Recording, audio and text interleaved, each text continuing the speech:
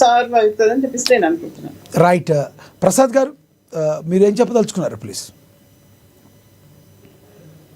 Amendments చాలా required.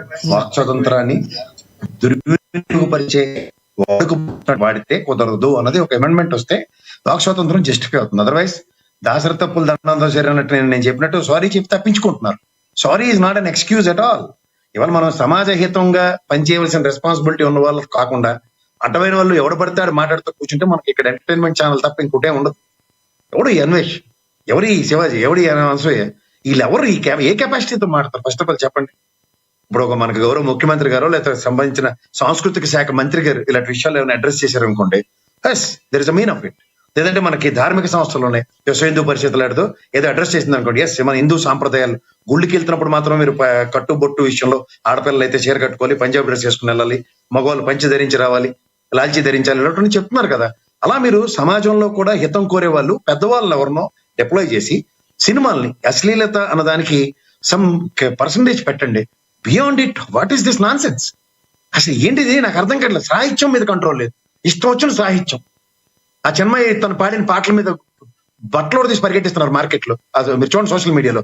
ఆ సాహిత్యానికి అర్థం ఉంటుంది. డబ్బింగ్ ఆర్టిస్టులను తీసుకొచ్చి చదివి పాడిస్తారు, ఏమర్థం అవుతుంది తెలుగు భాషలో? తమిళ్లో రాసిన పాటకి వర్డ్ టు వర్డ్ ట్రాన్స్లేట్ చేసి ఇస్తారు. దానికి అర్థం ఏంటో పరమార్థం ఏంటో ఎవరికి తెలియదు, అది రాసేస్తారు, మాట్లాడిస్తారు, పాడేస్తున్నారు. ఏం చేస్తాం మనం చెప్పండి? ఇప్పుడు జబర్దస్త్ లాంటిది ఉంది, అన్ని డబల్ మీనింగ్లే. నిండా మునిగిలోకి చెల్లేటని అనసూయమ్మ గారు లాంటి వాళ్ళకి ఏమర్థం అవుతుంది పరిస్థితులు? అవి ఎవరు ఒక దూరదర్శన్ లాంటి దాంట్లోనో లేకపోతే ఎక్కడో దగ్గర ఎలాంటి కార్యక్రమాలు వస్తాయి చూడండి. ఆ డెకరం ఏ ఛానల్ అయినా మెయింటైన్ చేస్తుందో చెప్పండి. సోషల్ మీడియా వలన ప్రసాద్ గారు, సోషల్ మీడియా వలన ఎంత మంచి జరుగుతుందో ఇప్పుడు అంతే విధంగా చెడు కూడా జరుగుతున్న పరిస్థితిని మనం అయితే గమనించవచ్చు. ఈ సోషల్ మీడియా మీద కూడా ఒక గవర్నమెంట్కి సంబంధించిన ఒక పరిధంటూ తీసుకొచ్చి ఇప్పుడు సినిమాలకి అడల్ట్ కంటెంట్ అని ఏ రకంగా సెన్సార్ ఇస్తున్నారో, సోషల్ మీడియాకి అలాంటిది ఏమన్నా ఓటీటీ ప్లాట్ఫామ్స్కి కానీ అడల్ట్ కంటెంట్ అని కానీ సపరేట్గా తీసుకురావాల్సిన బాధ్యత ప్రభుత్వాల మీద ఉన్నాయంటారా?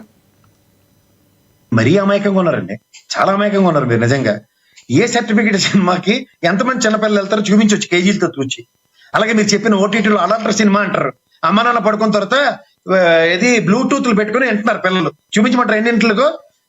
రాత్రి మీరు నేను ఇన్వెస్టిగేషన్ ఇది చేద్దాం జర్నలిజం, ఎన్నిళ్ళు చూపిస్తాను మీకు చూద్దరు. కానీ ఈ దిక్కుమాల సెల్ ఫోన్లోనే సగం దరిద్రం అండి. చిన్నపిల్లలకి ఇంట్లో అన్నం తింటలేదని చేతికి సెల్ ఫోన్ ఇస్తారు 3 నెలల పిల్లలకి. ఇంకా అక్కడి నుంచి అడిగి దరిద్రం మొదలవుతుంది. విదేశస్తులు మీరు నేను చూసే సీరియల్ ఏదైనా సరే, అమ్మ పెద్దమ్మ నమస్తే లేదా నాన్న నమస్కారు, వాళ్ళు హగ్గులు ఇచ్చుకుంటారు, ఓ పెక్కలు ఇచ్చుకుంటారు, ముద్దులు ఇచ్చుకుంటారు. ఇది మా సంస్కృత సాంప్రదాయమా? చిన్నపిల్లలు ఇంటికి వచ్చి మా నాన్నకి అమ్మకి ముద్దిస్తున్నాడు, మనం ఏదో గొప్పగా ఫీల్ అవుతున్నాం. ఇది అక్కడి నుంచి కల్చర్ ఎక్కడికి డెవలప్ అవుతుంది? నేను నా వయసు ఇప్పటికి దగ్గర 57 ఏళ్ళు. నేను ఈ రోజు దాకా మా అమ్మ ఒంటి మీద చేయలేదు తెలుసా మీరు? నేను చూశాను మా ఫ్రెండ్స్ చాలా మంది వాళ్ళ అమ్మని పట్టుకొని కాకలించుకుని అమ్మ నువ్వు గ్రేట్ అని మాట్లాడిన వాళ్ళు ఉన్నారు. కానీ నాకు ఎందుకో తెలియదు. మన ఎన్విరాన్మెంట్ అంటారు, మనం పెరిగిన వాతావరణం. నేను మా నాన్నమ్మ వాళ్ళకన్నా ముందు మా మొత్తాతమ్మ కూడా ఉండేది మా ఇంట్లో. నేను ఎప్పుడు ఇలాంటి చూడలేదు కల్చర్.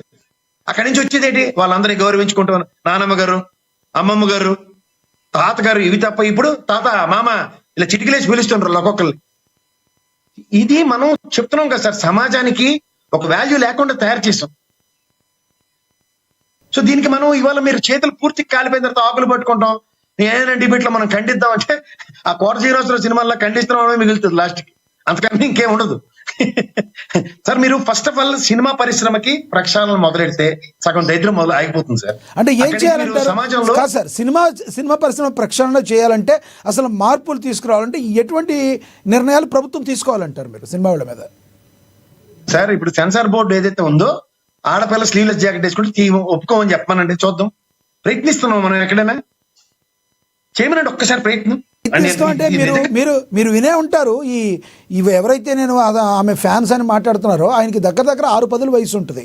మురళీ శర్మ అనే ఆయనకి 6-10 వయసు ఉంటుంది.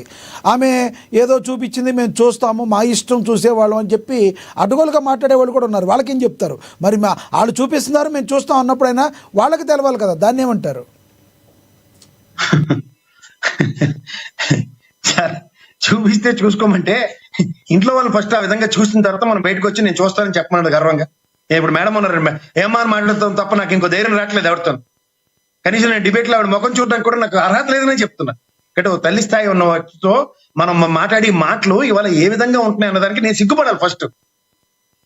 ఇప్పుడు సమాజంలో వాళ్ళ ఇంటికి వెళ్ళినా వాళ్ళ అమ్మగారు ఉండొచ్చు, లేకపోతే వాళ్ళ భార్య పిల్లలు ఉండొచ్చు, మా నాన్న ఇంత బ్రహ్మాండంగా మాట్లాడని భుజం కొడతారేమో చూడండి ఒకసారి. అశ్లీలత తగ్గాలంటే అసలు ఏం చేయాలి ప్రసాద్ గారు? అశ్లీలత అంటే ఎలా తగ్గాలి? తగ్గాలంటే సినిమాలో ఈ దరిద్రం ఉంది. ఆ ప్యాషన్ టెక్నాలజీ అంతా సినిమా నుంచి అడాప్టబిలిటీ సార్ మనకి. నేను చిరంజీవి గారిలో బట్టలు వేసుకోవాలనుకుంటాను, మగవాడిగా చెప్తున్నాను.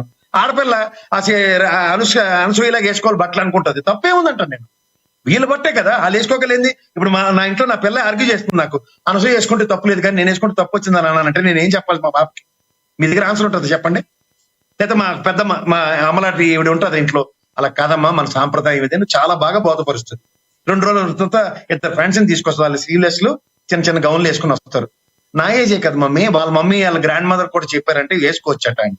ఏం చెప్తుంది మా నాన్నమ్మ కానీ మా అమ్మ కానీ మా భార్య కానీ చెప్పండి. కొన్ని సామాజిక మాధ్యమాల్లో మనం చూస్తున్నాం, కొంతమంది మహిళా నేతలు మాట్లాడుతూ, మరి మహిళలు మాట్లాడుతూ, మరి ఒక అతన్ని ఇక్కడ మీరు మగవాళ్ళు ఇక్కడ టాయిలెట్కి వెళ్ళండి కానీ అనసూయ అలా వెళ్ళగలదా అని ఆ రకంగా చెప్తూ ఈ రోజున హైలైట్ అవుతున్న పరిస్థితి. అలా మాట్లాడే వాళ్ళని ఈ రోజున ఏం చెప్తారు మీరు కొంతమంది మహిళలకి?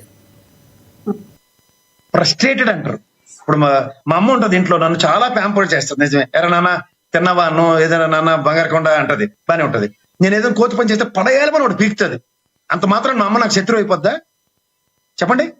ఇవాళ మన సమాజంలో మనం ఒక ఆడపిల్ల ఎట్లా మాట్లాడుతున్నప్పుడు అవతల వాళ్ళకి కౌంటర్ చేస్తున్నప్పుడు కొంతమంది చాలా అగ్రెసివ్ నోట్లోనే మాట్లాడుతారు. అమ్మ కోపం వచ్చింది అని కోణంలో చూడండి.